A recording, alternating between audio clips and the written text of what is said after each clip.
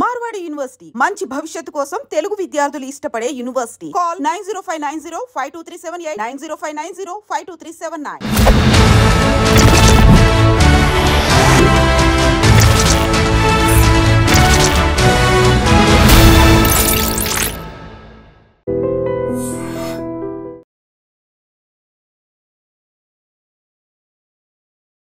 అందరికీ నమస్కారం. నేను Swaroopa Potlapalli. Welcome to trending topic. కల్తీ కానిది కన్నతల్లి ప్రేమ అంటారు.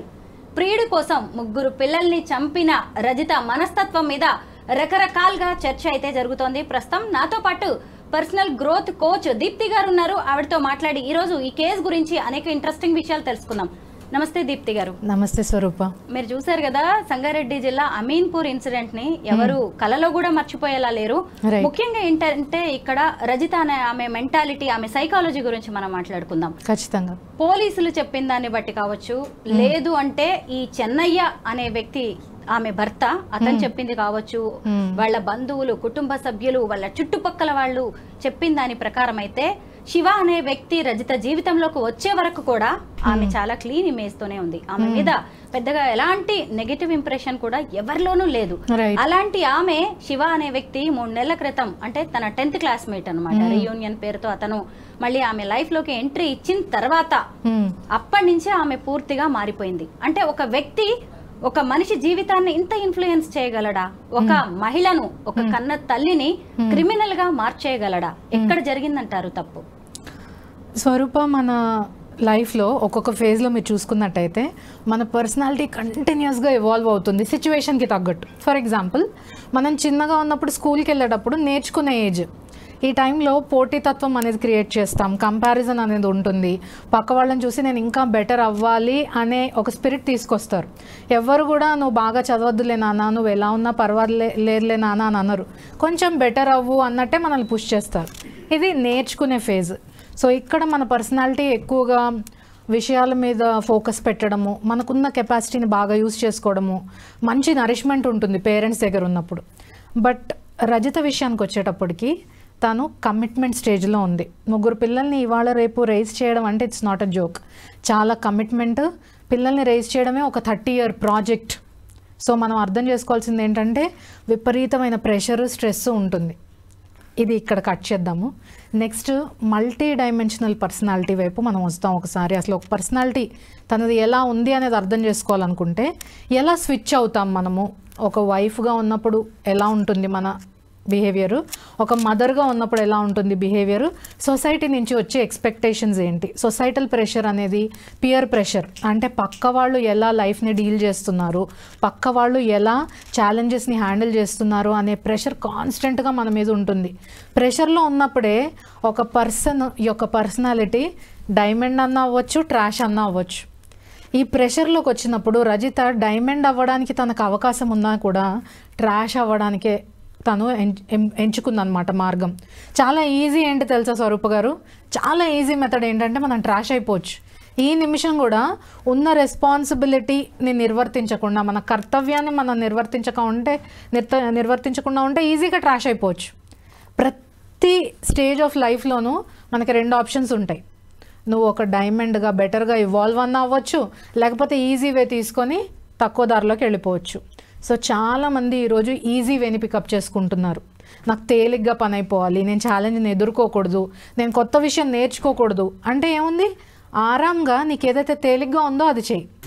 మనం తేలిగ్గా సరెండర్ అయిపోయేది దేనికో చెప్పండి?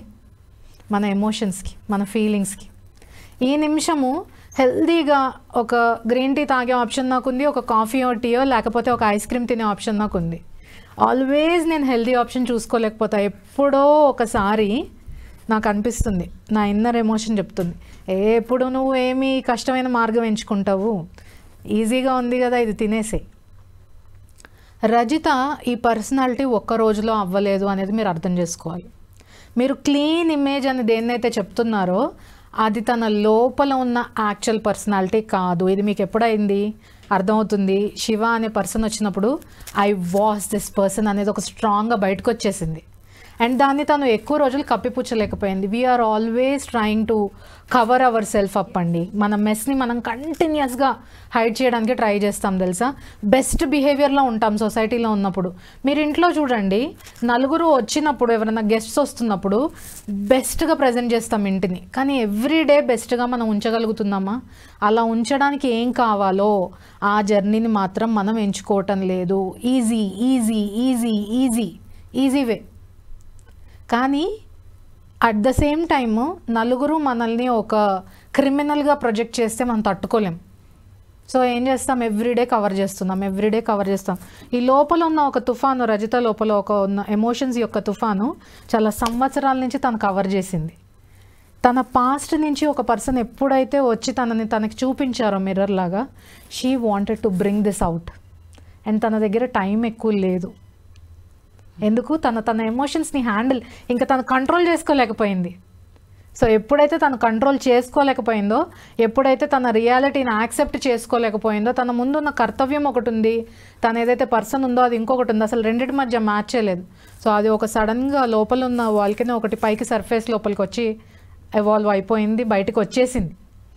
సో ఇలాంటి ఇన్సిడెంట్స్ రజిత తన ఒరిజినల్ క్యారెక్టర్ని కనుక యాక్సెప్ట్ చేసుంటే ఖచ్చితంగా this has to do a lot with Rajitha తనను తను ఎలా చూసుకుంది, తనను తను ఎలా యాక్సెప్ట్ చేసుకుంది అనే దాని మీదే ఈ రోజు ఈ case would have taken a complete new turn. ఎప్పుడైతే తన మీద తను ఎవ్రీడే వర్క్ చేసుకుని, నా లోపల ఈ కోరిక ఉంది, టాక్ అబౌట్ ఇట్. మనం ఏం చేస్తామంటే మన కోరికల గురించి నలుగురిలో మాట్లాడము.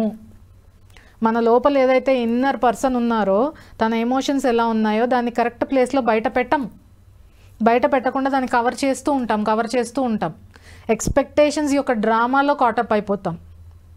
మనతో మనం కూర్చొని ఒక్క 5 నిమిషాలు మాట్లాడుకోలేని పరిస్థితి రజిత లాంటివి చాలామంది ఈరోజు ఫేస్ చేస్తున్నారు. వీళ్ళు మా దగ్గరకు వచ్చినప్పుడు వెన్ దే ఓపెన్ అప్, వాళ్ళు ఓపెన్ అప్ అవ్వడానికి కూడా చాలా టైం తీసుకుంటున్నారు. ఎంతోమంది ఫ్యామిలీస్ని చూస్తున్నామండి, లోపల హస్బెండ్కున్న రియాలిటీ ఒకటి, వైఫ్కున్న రియాలిటీ ఒకటి, కిడ్కున్న రియాలిటీ ఒకటి, కానీ పైకి మాత్రం they want to be best behaved. ఇలా కనుక మీరు నటిస్తూ ఉంటే ఇట్లాంటి వాల్కానిక్ ఇరప్షన్స్ చాలా అవ్వబోతున్నాయి. దానికి మనం రెడీ అవ్వాలి. ఇలాంటి వాల్కానిక్ ఇరప్షన్ సొసైటీలో అవ్వకూడదంటే చేయాల్సిందేంటి? సొల్యూషన్ గురించి మాట్లాడదాం.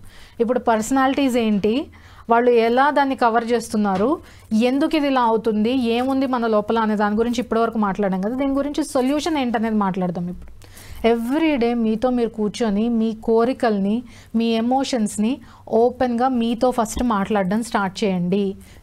రజిత గారు, సొల్యూషన్ కంటే ముందు ఇంకాసేపు మనం ఈ రజితకి సంబంధించిన విషయాలు మనం మాట్లాడుకోవాల్సి అన్న అవసరం ఉంది. ఎందుకంటే 30 ఏళ్ల ఆమె జీవితం 3 నెలల్లో మొత్తం మారిపోయింది. దానికి కారణం ఒక కొత్త వ్యక్తి. అంటే ఇప్పటిదాకా ఉన్న తన హస్బెండ్ తనకి నచ్చలేదు, ఈ పిల్లలు నచ్చలేదు, ఈ జీవితం నచ్చలేదు, ఓవర్ స్మార్ట్ గా ఆలోచించి ఇంత పెద్ద నేరం చేసి, పిల్లల్ని చంపేసి, భర్తని బకరాని చేసి, తాను మాత్రం సంతోషంగా ఉండాలి అనుకుంది. ఇలా చాలా మంది ఉన్నారు. ఇప్పుడు మనం ఈ మధ్య కాలంలో చాలా ఇన్సిడెంట్స్ చూసాం కూడా. వరంగల్ ఇన్సిడెంట్, భర్తని చంపేసింది ఫ్లోరా మరియా అనే ఆమె, డాక్టర్ సుమంత్ రెడ్డి. ఇలాంటి మహిళలు చాలా మంది ఉన్నారు. ఎక్కడ వీళ్ళు రాంగ్ ట్రాక్ లోకి, అంటే ఆ వ్యక్తితో సెక్స్ కోరుకుంటున్నారా? చాలా మంది ఏమంటున్నారు, కామం వల్లే ఈమె చేసింది అని. దాని కామం అనాలా, ఇష్టం అనాలా? ఎందుకు ఆ వ్యక్తితో జీవితం అంత బాగుంటుందని ఓవర్ స్మార్ట్ గా ఆలోచిస్తున్నారు వీళ్ళు? ఇక్కడ తను వేరే పాత్ చూస్ చేసుకుంటే ఎలా ఉండేది, తనకు కావాల్సిన సపోర్ట్ ఏంటి, ఈ 2 విషయాల గురించి ఫస్ట్ రజిత కనుక ఆలోచించుంటే రూప గారు, తను బెటర్గా దీన్ని హ్యాండిల్ చేయగలిగేది. సో తన షూస్లోకి ఎంటర్ అవుదాం. ఒక 3 కిడ్స్కి నేను మదర్ని. నాకు ఎవ్రీ డే నా కమిట్మెంట్ ఏంటి, యాజ్ అ హోమ్ మేకర్ నా కమిట్మెంట్ ఏంటి, 3 days మీల్ ఇవ్వాలి, నన్ను నేను చూసుకోవాలి, ఫ్యామిలీని చూసుకోవాలి, హస్బెండ్తో నేను ఒక రైట్ పార్ట్నర్షిప్లోకి ఎంటర్ అవ్వాలి. తను కనుక తన హస్బెండ్ దగ్గర నుంచి సపోర్ట్ సీక్ చేసుంటే, తను కనుక తన ఎమోషన్స్ని అర్థం చేసుకుని ఉంటే, తనకి దొరకంది ఎక్కడ దొరకపట్టాలి అనే ప్రయారిటీ కంటే కూడా తను ఫస్ట్ ఏం చేస్తే మెల్లమెల్లగా ఈ రెస్పాన్సిబిలిటీని కరెక్ట్గా హ్యాండిల్ చేయగలిగేది అనే రియాలిటీని తను కూడా యాక్సెప్ట్ చేయగలిగేది. ఒక మదర్గా నాకున్న రెస్పాన్సిబిలిటీ ఏంటనే కంటే ముందు ఫస్ట్ వచ్చేది నేనేంటి, నాకున్న అవసరాలు ఏంటి, నేను వీటిని ధర్మబద్ధంగా ఎలా హ్యాండిల్ చేసుకోవాలి. మిమ్మల్ని ఎవ్వరూ వచ్చి కేజీలో పెట్టేసి నువ్వు ఇక్కడే ఉండమ్మా, నీ జీవితం ఇదే అమ్మా అని ఎవ్వరూ చెప్పటం లేదు. మన ధర్మంలో కూడా నీ కోరికలు, నీ స్వధర్మం అనేది ఉంది ఒకటి. నిన్ను నువ్వు ఎలా హ్యాండిల్ చేసుకోవాలి, నీ ఎమోషన్స్ని ఎలా హ్యాండిల్ చేసుకోవాలి, నీకు సపోర్ట్ చేయడానికే కదా నీ పార్ట్నర్ ఉన్నారు. నువ్వు ఎందుకు పార్ట్నర్తో మాట్లాడడం లేదు? ఫస్ట్ ఆఫ్ ఆల్ నువ్వు ఎక్కడి నుంచో వచ్చినా తన ఇంటెన్షన్స్ ఏంటో తెలియని ఒక స్ట్రేంజర్ని ట్రస్ట్ చేసే ముందు నీ మీద నువ్వు నమ్మకం పెట్టుకొని, నీ ధర్మం మీద నువ్వు నమ్మకం పెట్టుకొని, నీ హస్బెండ్ మీద, నీ ఫ్యామిలీ మీద నువ్వు బిలీవ్ చేస్తుంటే it would have been a total different case. ఇవాళ రేపు చిన్న పిల్లలకి కూడా చాలా మెచ్యూరిటీ ఉంటుందండి. ఇన్ఫ్యాక్ట్ వాళ్ళు మన గురువులు. మన పిల్లలు మనకి ఎవ్రీడే చాలా లెసన్స్ నేర్పిస్తూ ఉంటారు. ఎలా పేషెన్స్గా ఎలా ఉండాలి. ఈరోజు నువ్వు ఒక 3 కోర్స్ మీల్ చేయలేకపోతే కంప్లీట్గా నిన్ను ఫర్గివ్ చేయడానికి నీ కిడ్స్ రెడీగా ఉన్నారు. మరి నువ్వు ఎందుకు క్షమించుకోలేకపోతున్నావు? నువ్వు ఎక్కడికి పరిగెడుతున్నావు? ఏ కోరికలకి రెక్కలిస్తున్నావు? నీ కోరికలకి రెక్కలు ఇవ్వమని ఎవ్వరూ ఆపటంలే. You fly. ఎవరైనా సరే మదర్ హ్యాపీగా ఉండాలనే కోరుకుంటారు కదా.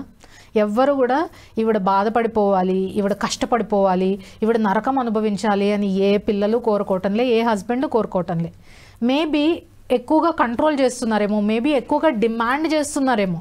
ఆ బిహేవియర్ని అర్థం చేసుకుని నాకు కావాల్సింది ఏంటి అనేది కంటిన్యూస్గా నువ్వు ఎందుకు చెప్పలేకపోతున్నావు?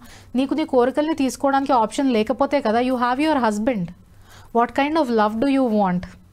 ఎలా నువ్వు ఉండాలనుకుంటున్నావు తనతో ప్రైవేట్గా ఉన్నప్పుడు? Why are you not talking with your husband? ఎందుకు నువ్వు మాట్లాడలేకపోతున్నావు? ఏమి నమ్మి నువ్వు అతను కేపబుల్ కాదు అని నమ్ముతున్నావు?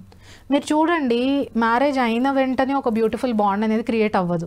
Over a period of time అది బిల్డ్ అవుతుంది. అది స్ట్రాంగ్గా బిల్డ్ చేసుకున్న రెస్పాన్సిబిలిటీ మీ మీద ఉంటుంది, మీ పార్ట్నర్ మీద ఉంటుంది. సో ఇద్దరు కలిసి ఈ జర్నీని ఎందుకు లీడ్ చేయలేకపోతున్నారు? మీరు అన్నారు కదా తన ఇమేజ్ చాలా బాగుంది, అసలు ఏమీ డిస్టర్బెన్సెస్ లేవు. This is an ideal situation అండి. ఇది రియాలిటీలో ఉండదు. కాన్ఫ్లిక్ట్స్ అనేవి ఉంటాయి. విపరీతంగా అర్థం చేసుకుంటే కూడా అవతల వాళ్ళు మిమ్మల్ని అర్థం చేసుకోవడానికి మీరు ఛాన్స్ ఇవ్వకపోతే కూడా ఈ సిచ్యువేషన్ వస్తుంది. ఎక్కడ కాన్ఫ్లిక్టింగ్ సిచ్యువేషన్స్ వస్తున్నాయి? తనలో ఉన్న కోరికను అర్థం చేసుకోకపోవడం వల్లే కదా ఇవాళ సిచ్యువేషన్ వచ్చింది. మరి దాని గురించి ఒక కాన్ఫ్లిక్టింగ్ సిచ్యువేషన్లా కాకుండా ఇది ఒక డిఫరెంట్ సిచ్యువేషను, దీన్ని నేను ఎలా హ్యాండిల్ చేయాలి అని తను ఎందుకు బయటికి తీసుకురాలేకపోతుంది? తనకి ఎంకరేజ్మెంట్ లేదా? లేకపోతే ఈ ఇంట్లో సిచ్యువేషన్ ఇలాగే ఉంటుంది అని తను నమ్ముతుందా? లేకపోతే తన పార్ట్నర్ ఇన్కేపబుల్ అని నమ్ముతుందా? అసలు తన నమ్మకాలు ఏంటి అనేవి మనం ఎక్కడ క్లీన్ ఇమేజ్ మెయింటైన్ చేయడానికి తను లోపల ఏం నలుగుతుంది, తను లోపల విషయాల్ని ఏం బయటికి ఓపెన్గా తీసుకురావటం లేదు. I don't believe in 100% saintly behaviour. ప్రతి అమ్మాయికి కూడా సమ్ అన్మెట్ నీడ్స్ ఉంటాయి. ఆర్ అన్నీ బాగున్నాయి, దెన్ ఇలాంటి స్టెప్ ఎందుకు వేసింది? అన్నీ బాగాలేవు. ఫస్ట్ ఆఫ్ ఆల్ అది మనం యాక్సెప్ట్ చేయాలి. అన్నీ బాగాలేవు, somewhere something is not working out for her. అది తను ఓపెన్గా చెప్పలేకపోతుంది అని మాత్రమే నేను ఇప్పుడు చెప్పగలను. మీరు ఇచ్చిన ఇన్సైట్ని బట్టి somewhere she was not able to openly. అందుకనే ఎప్పుడే వెన్ షీ సా హోప్, బయట నుంచి ఒక హోప్ రాగానే షీ జస్ట్ ఇరప్టెడ్. అలా కాకుండా తన చుట్టుపక్కల ఉన్న వాళ్ళతో, ఫ్రెండ్స్తో కానీ తన రిలేటివ్స్తో కానీ ఎక్కడైతే తనకు ఒక సేఫ్ స్పేస్ ఉందో అక్కడ తనని గనక బయటికి రానిచ్చి ఉంటే, తన ఒపీనియన్ని గనక వాయిస్ అవుట్ చేసి ఉంటే తను కరెక్ట్ డెసిషన్స్ తీసుకోగలిగే స్టేజ్లో ఉండేది. కరెక్టే.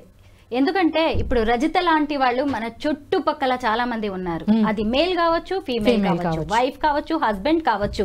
చాలా మంది కూడా అసలు సొల్యూషన్ ఏంటి, మనం ఎలా వెళ్ళాలి, ఆ రూట్ ఏంటి అనేది తెలియక వాళ్ళు ఇలా క్రిమినల్స్ గా ఖచ్చితంగా మారుతూ ఉన్నారు. అలాంటి వాళ్ళకి ఇప్పుడు మీరు ఖచ్చితంగా సొల్యూషన్ చెప్పాల్సిందే. ఎందుకు అంటే ఇలా క్రిమినల్స్ గా మారడం కంటే ఎంతో కొంత మనం ముందుగానే అవేర్నెస్ కలిగించడం అనేది అవసరం కదా. ఎందుకు ఇలాంటి రిలేషన్స్ ఎలా బ్రేకప్ చేసుకోవాలి అంటే తన జీవితంలో ఇక్కడ ప్రియుడు ముఖ్యమా లేదంటే హస్బెండ్ ముఖ్యమా అనేది తేల్చుకోలేక ఆ సంఘర్షణ స్థితిలో ఉండి కూడా ఇంత దారుణంగా రాక్షసులుగా మారుతూ ఉన్నారు. ఏంటి సొల్యూషన్స్ ఇలాంటి రిలేషన్స్ లో ఉన్న వాళ్ళకి? మీ లోపలికి ట్రావెల్ చేయడం అలవాటు చేసుకోవాలి. మీ ఇంటర్నల్ జర్నీని స్టార్ట్ చేయాలి. ఎందుకంటే బయట ప్రపంచంలోనే బిజీగా ఉంటున్నారు, అయితే డబ్బులు వెనుక పరిగెడుతున్నారు, లేదా ఒక క్లీన్ ఇమేజ్ వైపు పరిగెడుతున్నారు. కానీ మీరేంటి అనేది మీరు ఫస్ట్ అర్థం చేసుకోవట్లేదు. మీ లోపల ఉన్న ఇంటర్నల్ ఎనర్జీ, శక్తిని ఆ అమ్మాయి యాక్టివేట్ చేసుకోలేకపోయింది. 3 పిల్లల్ని కాదు 30 మంది పిల్లల్ని కనే కెపాసిటీ ఒక ఆడదానికి ఉంది. వాళ్ళందరినీ ఒక సక్రమమైన మార్గంలో నేనే నడిపించాలి అనే ఒక బరువుని మోస్తున్నారు. ఇది అన్సీన్ బరువు. ఇది మీరు మీ మైండ్లో క్రియేట్ చేసుకున్న బరువు. ఒక సిస్టమ్ ఉంటే 30 మంది పిల్లల్ని కూడా 30 మంది పిల్లల్నే కాదు ఇంకో 30 మందిని మీరు అడాప్ట్ చేసుకున్నా కూడా వాళ్ళకు కూడా లైఫ్ ఇచ్చిన వాళ్ళు ఎంతమంది లేరు? మీరు వాళ్ళని నిదర్శనంగా తీసుకోవాల్సింది పోయి అట్లాంటి ఒక పాతలోకి వెళ్ళాల్సింది పోయి మీరు మిమ్మల్నే మీరు వినాశనం చేసుకుంటున్నారు. అంటే మీ ఇంటర్నల్ శక్తిని మీరు గమనించలేకపోతున్నారు. మీ ఎమోషన్స్ని చంపుకోవాల్సిన అవసరం లేదు. మీ ఫీలింగ్స్ని మీరు చంపుకోవాల్సిన, మీ కోరికల్ని మీరు చంపుకోవాల్సిన అవసరం లేదు. ప్రతి సమస్యకి ఒక పరిష్కారం ఉంది. సమస్యకి పరిష్కారం బయట నుంచి కాదు, మీ లోపల నుంచే వస్తుంది. కానీ అది మీరు నమ్మటం లేదు. మీరు ఏం నమ్ముతున్నారంటే ఇప్పుడు నాకు ఇది అనిపించింది, ఇప్పుడు నేను ఇది చేసేయాలి, ఇది చేస్తేనే నాకు ఒక లైఫ్ ఉంది, లేకపోతే నాకు లైఫ్ లేదు. ఇలాంటి నమ్మకాల మీద బేసిస్ చేసుకుని మీరు ఎప్పుడైతే మీ లైఫ్ని లీడ్ చేస్తారో మీరు క్రిమినల్ ప్రవృత్తినే ఎంకరేజ్ చేసిన వాళ్ళు అవుతారు. ఎందుకంటే మనలో మనుష్యతత్వం ఉంది, దైవతత్వం ఉంది, రాక్షసతత్వం ఉంది. సమయానుకూలంగా మీరు దేన్ని బయటకు తీసుకురావాలనుకుంటున్నారు దాన్ని ఒక్క రోజులో తీసుకురాలేరు, కొన్ని మంత్స్లో మీరు తీసుకురాలేరు. ఇది కొన్ని ఇయర్స్ ఆఫ్ జర్నీ అండి. చిన్నప్పటి నుంచి ఎంతైతే మనం ఎడ్యుకేషన్కి ఇంపార్టెన్స్ ఇస్తున్నామో, అకాడమిక్స్కి ఇంపార్టెన్స్ ఇస్తున్నామో, సొసైటీలో ఒక నేమ్ అండ్ ఫేమ్కి ఇంపార్టెన్స్ ఇస్తున్నామో అంత ఇంపార్టెన్స్ మనకి మనం ఎందుకు ఇవ్వటం లేదు? మన ఎమోషన్స్ని అండర్స్టాండ్ చేసుకోవడానికి, మన సిచ్యువేషన్స్ని అండర్స్టాండ్ చేసుకోవడానికి, మన యొక్క డెస్టినీని యాక్సెప్ట్ చేయడానికి మనమే కదా క్రియేట్ చేసుకుంటున్నాము. ఈరోజు మీరు ఒక 3 పిల్లల్ని కంటున్నారు, అది మీ చేతిలో ఉన్నప్పుడు మీరు ఎందుకు దాని గురించి ఆలోచించలేకపోయారు? మీరు పిల్లల్ని ఎందుకు కన్నారు? మీకు అంత బరువు అయిపోతుంది, నేను భరించలేని సిచ్యువేషన్లో ఉన్నాను అన్నప్పుడు వాళ్ళని లైఫ్లోకి తీసుకురాకండి. ఈ శివ అనే వ్యక్తి వస్తాడని తెలియదు కదా ఆమెకి అప్పటికి. ఇతను రావడంతోనే ఈ సినిమా అంతా స్టార్ట్ అయింది. ఇతను రావడం తర్వాత ఇతన్ని మీ లైఫ్లో మీకు ఎలాంటి ప్లేస్ ఇవ్వదలుచుకుంటున్నారు అనేది మీ కంట్రోల్లో ఉంది. ఎవ్రీ టైం ఎందుకు ఒక ఆడది హెల్ప్లెస్గా ఎందుకు ఫీల్ అవ్వాలి? తనే శక్తి అయినప్పుడు, తన లైఫ్ నిర్ణయాలు తను తీసుకోగలిగినప్పుడు, తన లైఫ్లో ఏమి చెయ్యాలి ఏమి చెయ్యలేదు అనే కంట్రోల్ ఆవిడకు ఉన్నప్పుడు ఎందుకు ఆ పర్సన్కి ఆవిడ అంత ఇంపార్టెన్స్ ఆ మూమెంట్లో ఇచ్చింది?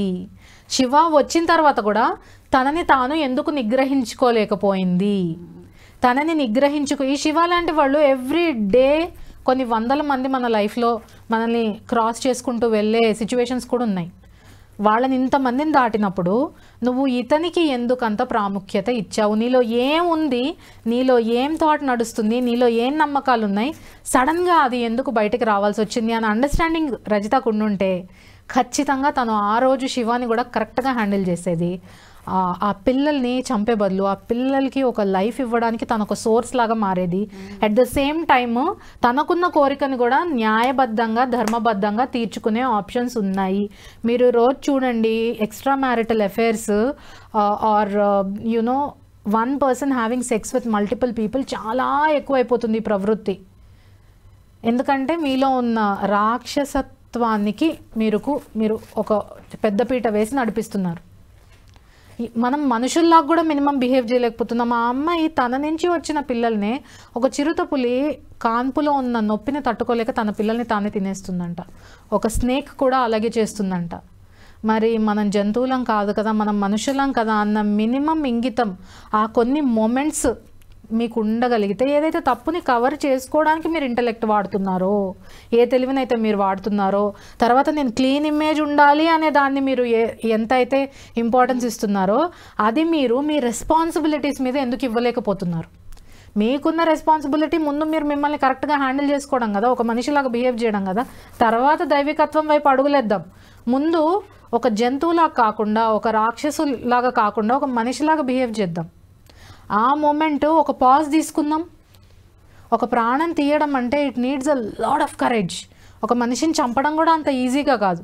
తనకి ఒక మనిషిని చంపడం ఈజీ అనిపించింది, ఒక చిన్న ప్రాణం, తనకన్నా నిస్సహాయంగా ఉన్న ప్రాణిని చంపడం ఈజీ అనిపించిందంటే తనకి తాను టైం ఇచ్చి తనని తాను అర్థం చేసుకోలేకపోయింది.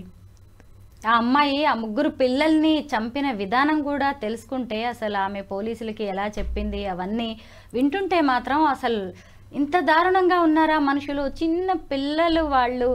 చాలా బాధేస్తుందండి. ఎప్పటికప్పుడు ఈ ఇన్సిడెంట్ నిజంగా మర్చిపోవాలని చూస్తూ ఉన్నాం మనమందరం కూడా. మరి ఆ తల్లికి చేతులు ఎలా వచ్చాయో మనసు ఎలా వచ్చిందో, మొత్తం మీద సృష్టికి మూలమైన ఆది పరాశక్తికి ప్రతిబింబంగా ప్రతీకగా చెప్పే ఆడవాళ్ళు ఇలా నేరస్తుల్లాగా రాక్షసుల్లాగా మారడం అనేది మాత్రం ఎవ్వరం కూడా అసలు ఆమోదించదగిన విషయం కానే కాదు. ఇంకా ఇలా వదిలేస్తే రజిత లాంటి వాళ్ళని చాలామంది ఈ దారిలో ప్రయాణించే అవకాశం ఉంది. కనీసం మీకు ఇది ఒక సమస్యగా కనిపిస్తే ప్రాణాలు తీయడం ఏ మాత్రం దానికి పరిష్కారం కాదు. దానికి చాలా మార్గాలు ఉన్నాయి. మీలో మీరే సంఘర్షణకి గురై మీరే ఇలా హత్యలకు పాల్పడి మిగతా వాళ్ళ జీవితాలని నాశనం చేయడం కంటే దానికి సరైన పరిష్కారం ఏంటి, అసలు మీ జీవితంలో ఏ వ్యక్తి ప్రాధాన్యత ఎంత అనేది మీరు తెలుసుకోగలిగితే ఖచ్చితంగా ఇలాంటి నేరాలు జరగవు, ఇలా పసి ప్రాణాలు పోవు. Thank you so much Deepti garu. Welcome Swaroopa.